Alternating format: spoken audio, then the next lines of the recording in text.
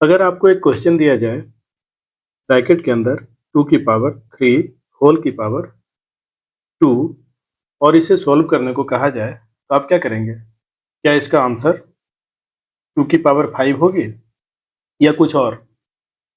इस वीडियो में हम इसी टॉपिक को लॉजिकल तरीके से अच्छी तरह से समझेंगे कि इसका आंसर कितना होता है और क्यों।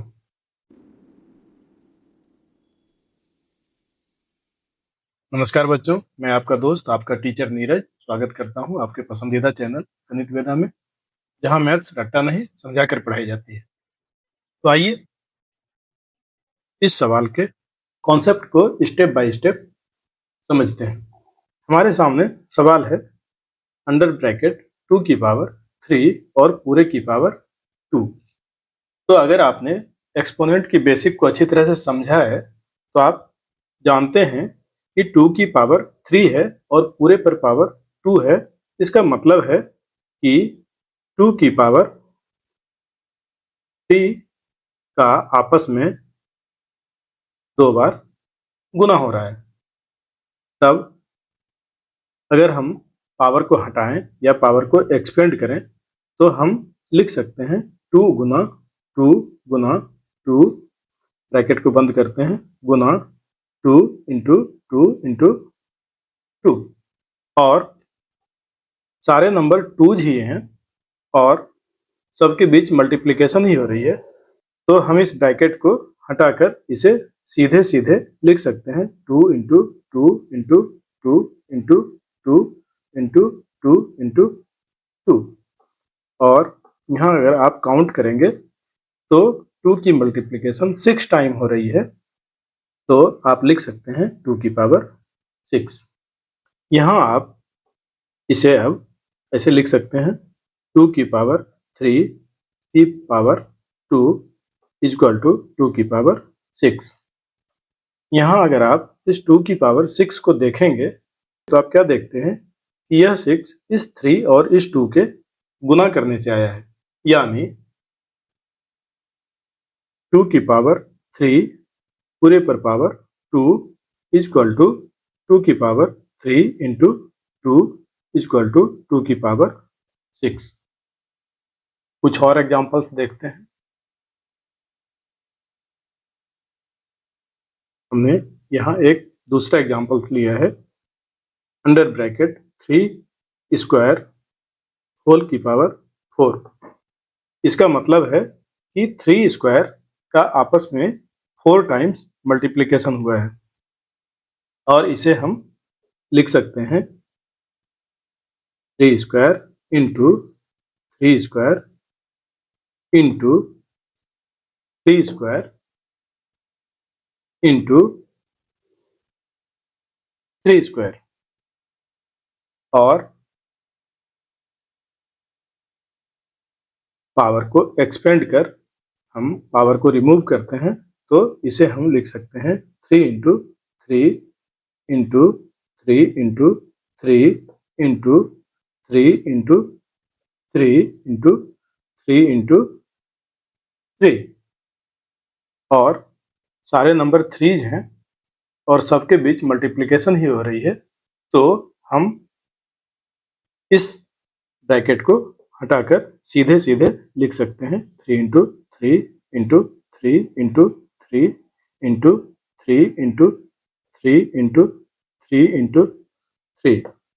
और आप इसे काउंट कर लीजिए, ये 8 टाइम्स है, तो आप इसे बेसिक एक्सपोनेंट के अनुसार लिख सकते हैं 3 की पावर 8। और ऐसा क्यों लिखते हैं बच्चों?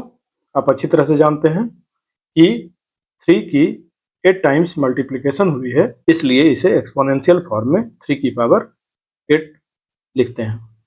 उसी प्रकार एक और एग्जांपल से देखते हैं 5 की पावर 3 होल की पावर 2।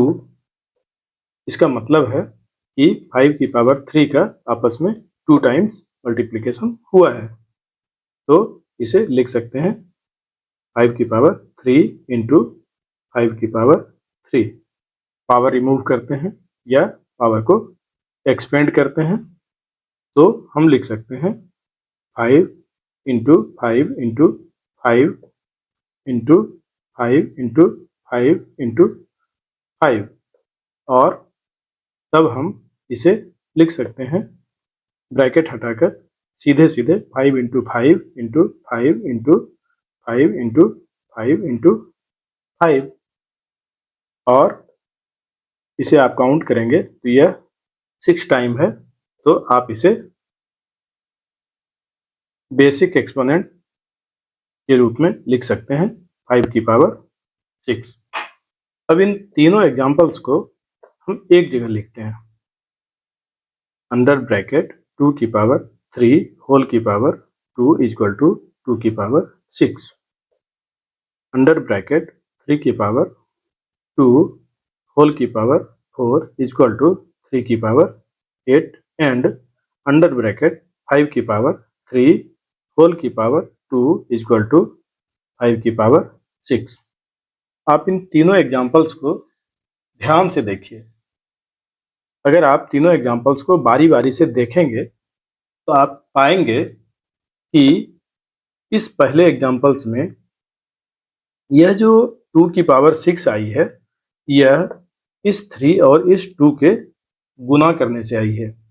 तो हम यहाँ लिख सकते हैं कि अंडर ब्रैकेट 2 की पावर 3 होल की पावर स्क्वायर इक्वल टू 2 की पावर 3 इंटू 2 इक्वल टू 2 की पावर 6।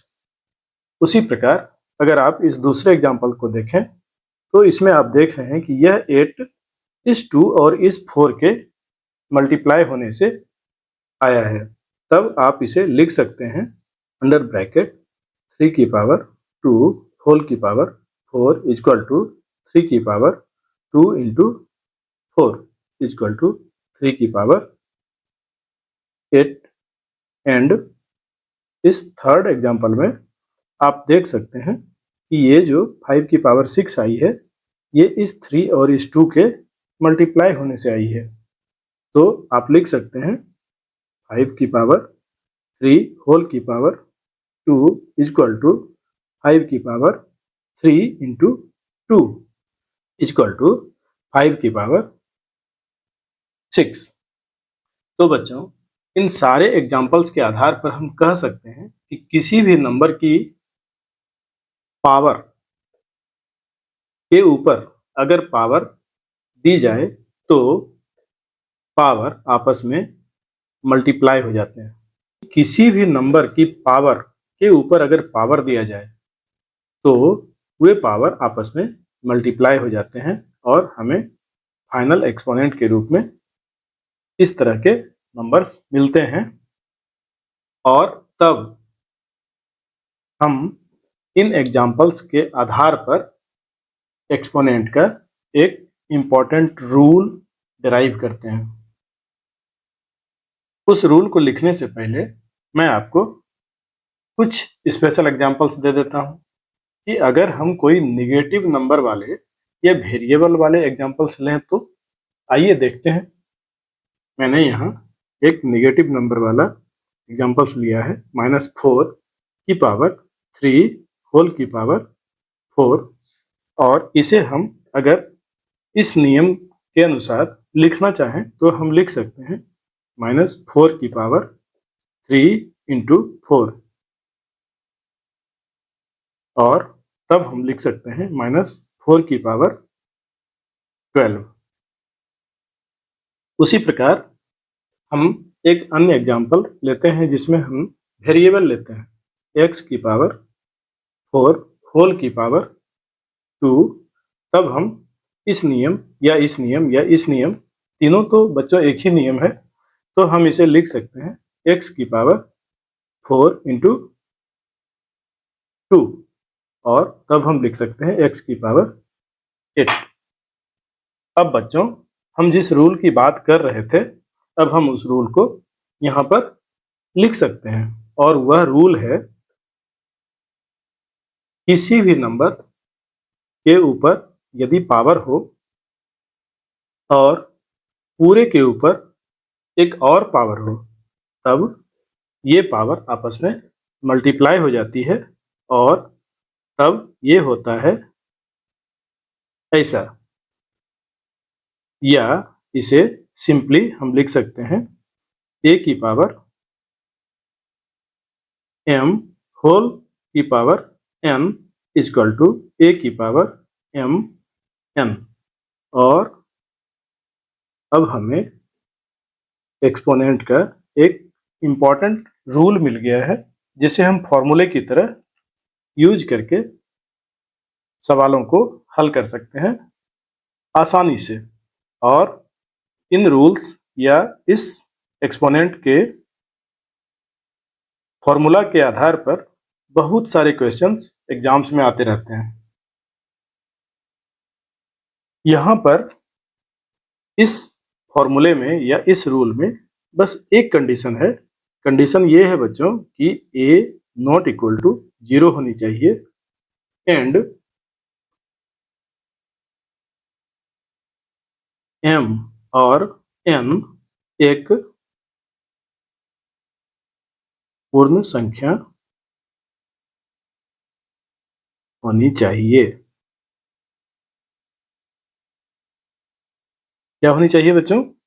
a शून्य के बराबर ना होनी चाहिए और m और n एक पूर्ण संख्या यानी एक होल नंबर होनी चाहिए।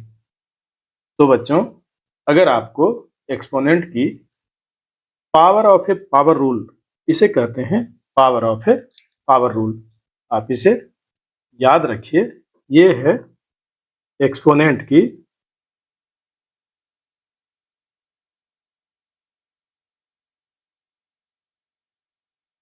Power of power rule. और अगर आपको एक्सपोनेंट की ये पावर ऑफ पावर रूल की कॉन्सेप्ट अच्छी तरह से समझ में आ गई हो तो वीडियो को लाइक करिए, दोस्तों के साथ शेयर करिए और मैथ्स को समझकर सीखने के लिए चैनल को सब्सक्राइब करिए। और हाँ, अगर आप नए हो और पिछली टॉपिक की वीडियो देखना चाहते हैं तो पिछली वीडियो की लिंक डिस्क्रिप्शन बॉक्स में अवेलेबल है। तो मिलते हैं नेक्स्ट वीडियो में एक नई टॉपिक, एक नए कॉन्सेप्ट के साथ। तब तक के लिए take care and be happy.